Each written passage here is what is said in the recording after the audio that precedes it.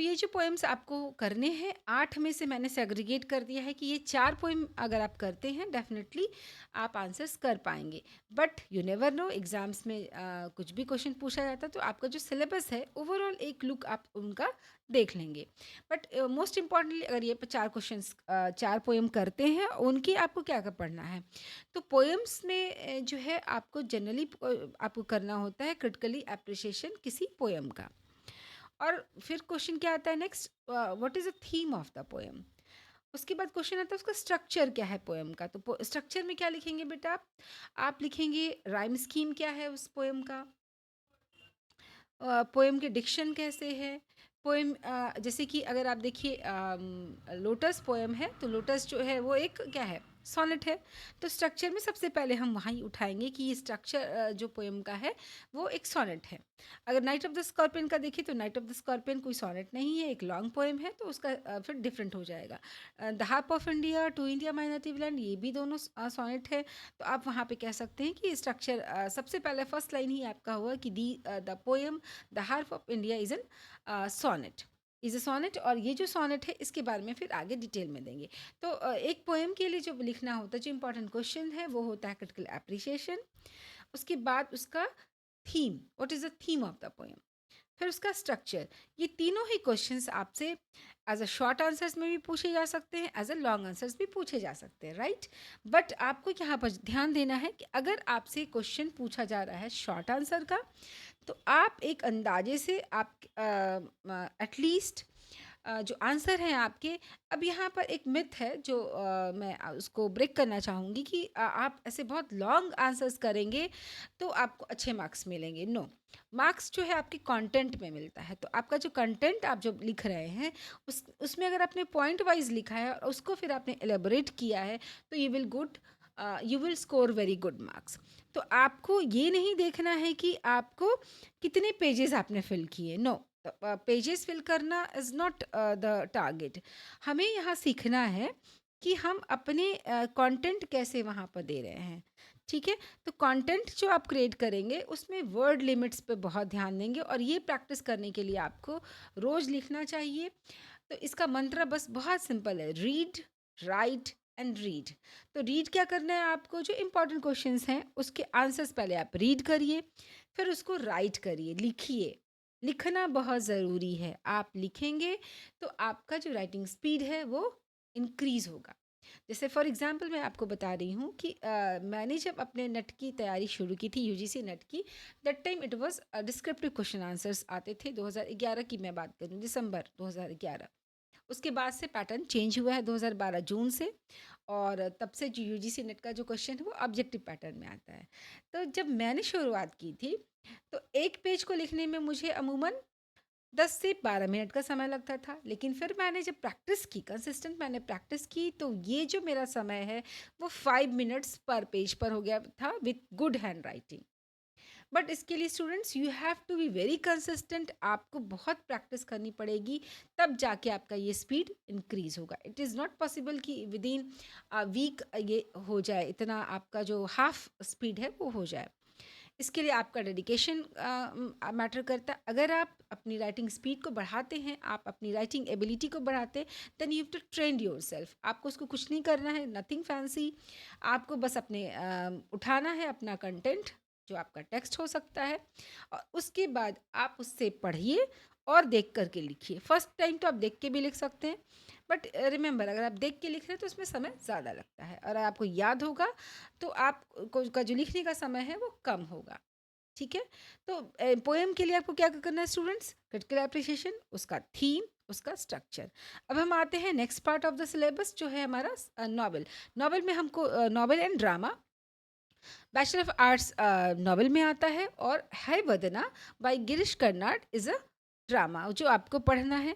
तो इनमें से भी आपको जो इम्पोर्टेंट क्वेश्चन है जो आपको करने चाहिए वो है आपके थीम क्या है, ठीक है स्टूडेंट्स। तो आप ना यहाँ पे जो थीम है आपका, आप जो थीम है उसको आप करेंगे, और उसके बाद आप करेंगे जो सिग्निफिकेंस ऑफ द टाइटल है, राइट। ये पर्टिकुलरली नॉवेल के लिए अप्लाई होता है कि आप अगर ये क्वेश्चन करते हैं, सिग्निफिकेंस ऑफ द टाइटल देख लेते हैं और थीम उसका क्या है वो देख लेते हैं, तो आप इसको आंसर कर सकते हैं कोई भी क्वेश्चन हो तो। और उसके बाद प्लॉट स्ट्रक्चर जो है वो देख लेना आपको बिल्कुल ज़रूरी है कि प्लॉट स्ट्रक्चर है आपको पता है तो नॉवेल का पूरा जो स्टोरी है वो आपको पता है। प्लॉट कंस्ट्रक्शन का मतलब यही होता है बच्चों कि जो स्टोरी है हमारी, राइट, जो स्टोरी है उसका जो कंटेंट है चैप्टर वाइज या एक्ट वाइज कैसे प्रोसीड होता है। ठीक है, तो ये हमारा प्लॉट स्ट्रक्चर हुआ, इसको आपको ज़रूर देख लेना चाहिए। तो यानी कि आपको क्या क्या कर लेना चाहिए इम्पॉर्टेंट इसमें, आई थिंक आपको जो है यहाँ पर मैं यहीं पर लाइव एडिट कर रही हूँ, तो आपको यहाँ पर देख लेना चाहिए प्लॉट स्ट्रक्चर। ठीक है, अगर आप प्लॉट स्ट्रक्चर अगर आप करते हैं प्रिपेयर दोनों ही का, है ना। अगर आप देखें plot, I think plot structure के स्पेलिंग गलत हो गई है यहाँ पर। प्लॉट स्ट्रक्चर अगर आप कंप्लीट करते हैं, ठीक है, प्लॉट बहुत ही इंपॉर्टेंट है। प्लॉट स्ट्रक्चर अगर आप कंप्लीट करते हैं तो आप एक बहुत ही important aspect of the novel वो आप कर पाएंगे, और वो उसको आप अगर कवर आप कर लेते हैं तो जो है ना आपका एक इम्पॉर्टेंट क्वेश्चन आप कंप्लीट कर सकते हैं। अच्छा, मान लीजिए कि अगर आपको जो क्वेश्चन पूछा जा रहा है एग्ज़ाम में, जो आपसे क्वेश्चन पूछा गया है वो डायरेक्टली प्लॉट से नहीं है, ठीक है, दैट कैन हैपन। एग्ज़ाम है, कुछ भी क्वेश्चन पूछा जा सकता है आपसे, लिटरेचर है, कोई भी क्वेश्चन आपसे पूछा जा सकता है। इमेजिन करिए कि आपसे अगर पूछा जाए who is the hero of the novel of the bachelor of arts, ठीक है। अब आपने प्रिपेयर किया है प्लॉट स्ट्रक्चर, राइट। अब इसको हम कैसे आंसर करेंगे? तो स्टूडेंट्स यहाँ पे जो आप कर रहे हैं आंसर, तो सबसे पहले जो आपका फर्स्ट पैराग्राफ है या जो आपका कंक्लूडिंग पैराग्राफ है, तो जो आपने जो क्वेश्चन पूछा गया है वो पर्टिकुलरली वहाँ पे आपको लिखना चाहिए। और बाकी जो चीज़ें हैं, हीरो ऑफ द नॉवेल, मान लीजिए कि यहाँ स्वामी हीरो है, सॉरी चंद्रन हीरो है, तो हीरो है और उसकी जो क्या क्या क्वालिटीज़, उसकी क्या जर्नी है, यही तो पूरा प्लॉट स्ट्रक्चर है ना स्टूडेंट्स। तो इस तरह से अगर आपको प्लॉट पता है तो आप किसी भी आंसर को बहुत ही बखूबी लिख सकते हैं।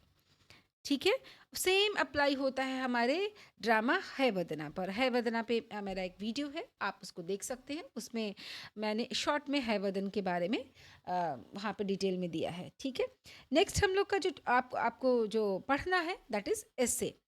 एस्से राइटिंग में आपको जो पढ़ना है, सिलेबस में आपको पढ़ना है पंडित रमाबाई का विडोहुड, जो 3 मैंने यहाँ पर आपको यहाँ पर दिखाए हैं।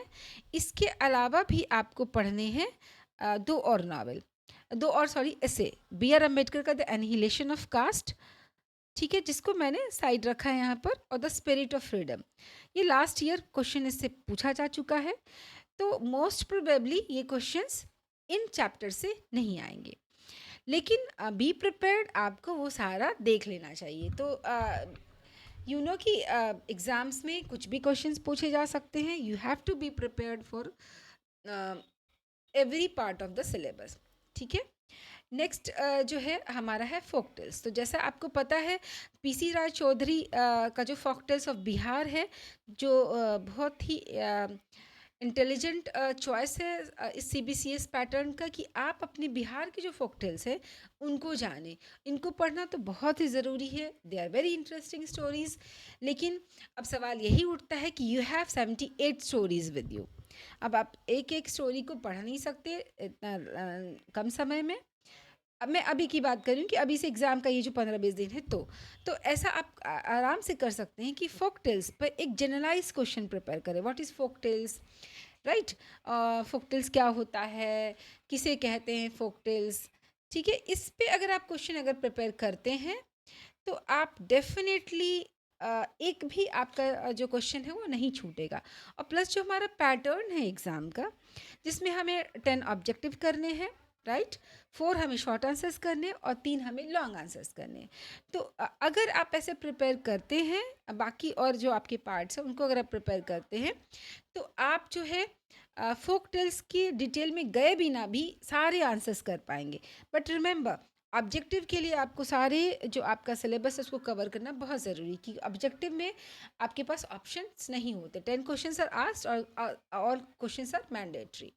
तो ये इसके लिए आपको ज़रूर ही फोक टेल्स को कवर करना चाहिए। लॉन्ग आंसर्स में और शॉर्ट आंसर्स में यू कैन टेक चांस। बाकी जो आपके नॉवल हैं, ऐसे हैं और पोएम है, उसको अगर आप प्रिपेयर कर लेते हैं तो आप शायद फॉक्टल्स को छोड़ भी सकते हैं, फॉक्टल्स को। लेकिन ऑब्जेक्टिव के लिए definitely you have to work on it. But I will suggest, अगर आपने पढ़ाई की है तो डेफिनेटली फॉक्टल्स में कुछ स्टोरीज जो हैं, जैसे बावन गंगा और बाकी ऐसी स्टोरीज़, वो आप यहाँ पर उसको ज़रूर देख सकते हैं। ठीक है, जैसे the story of Saranga and Sadabrij, ठीक है, the old couple and the jackals, story of Bharbitana, the potter and the raja. ऐसी कई स्टोरीज़ हैं, राइट। और यहाँ पर जैसे कि जो अवेलेबल है मार्केट में कंटेंट, जिसमें कि मेजरली आप सभी जिस पे फोकस्ड रहते हैं, वेरी सॉरी टू से कि उसमें जो है आपके सारे फोक टेल्स को कवर नहीं किया गया है। एक मार्केट में बुक है जो कि ठाकुर पब्लिकेशन का है। ठीक है, ये मेरे हाथ में ठाकुर पब्लिकेशन का है, जो पटना से पब्लिश हुआ है। ये बुक में जो है बहुत ही अच्छे से मेजर 3 में सारे के सारे स्टोरीज़ को कवर किया गया है।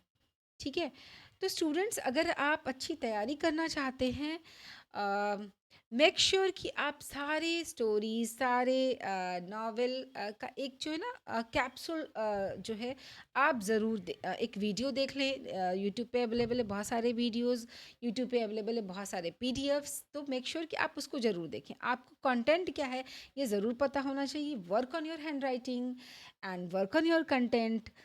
Try to increase your speed and buck up students and do your best, and hope you will do best. All the best for the examinations.